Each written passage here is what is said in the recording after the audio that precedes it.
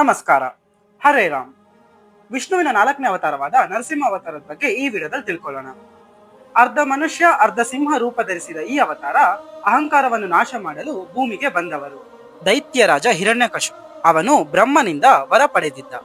ನನ್ನನ್ನು ಮನುಷ್ಯ ಆಗಲಿ ಮೃಗ ಆಗಲಿ ಆಯುಧದಿಂದಾಗಲಿ ದಿನದಲ್ಲಾಗಲಿ ರಾತ್ರಿಯಲ್ಲಾಗಲಿ ಒಳಗೆ ಆಗಲಿ ಹೊರಗೆ ಆಗಲಿ ಯಾವ ಸ್ಥಿತಿಯಲ್ಲೂ ಅವನನ್ನು ಕೊಲ್ಲಬಾರದು. ಅವನ ಮಗ ಪ್ರಹ್ಲಾದ. ಇವನು ವಿಷ್ಣುವಿನ ಭಕ್ತ. ಇದಕ್ಕೆ ಕೋಪಗೊಂಡ ಹಿರಣ್ಯಕಶಿಪು ಆತನನ್ನು ಕೊಲ್ಲಲು ಹಲವು ಯತ್ನ ಮಾಡುತ್ತಾನೆ. ತನ್ನ ಸಹೋದರಿಯಾದ ಹೋಳಿಕಾಳನ್ನು ಕರೆಯುತ್ತಾನೆ. ಅವಳಿಗೆ ಬೆಂಕಿಯಲ್ಲಿ ಬಿದ್ದರೂ ಏನೂ ಆಗದಂತಹ ವರ ಇರುತ್ತದೆ. ಆದರೆ ಪ್ರಹ್ಲಾದನಿಗೆ ವಿಷ್ಣುವಿನ ಮೇಲೆ ಇರುವ ಭಕ್ತಿಗೆ ಅವಳೇ ಬೆಂಕಿಯಲ್ಲಿ ಬಿದ್ದು ಸುಟ್ಟು ಹೋಗ್ತಾಳೆ. ಕೊನೆಗೆ ಹಿರಣ್ಯಕಶಿಪು ಕೇಳುತ್ತಾನೆ, ನಿನ್ನ ವಿಷ್ಣು ಎಲ್ಲಿದ್ದಾನೆ? ಆಗ ಪ್ರಹ್ಲಾದ ಹೇಳ್ತಾನೆ, ಎಲ್ಲೆಡೆ ಇದ್ದಾನೆ.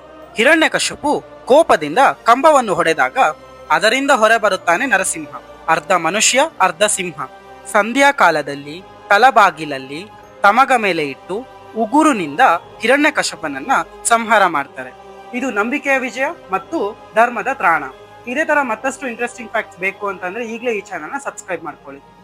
ಜೈ ಶ್ರೀರಾಮ್.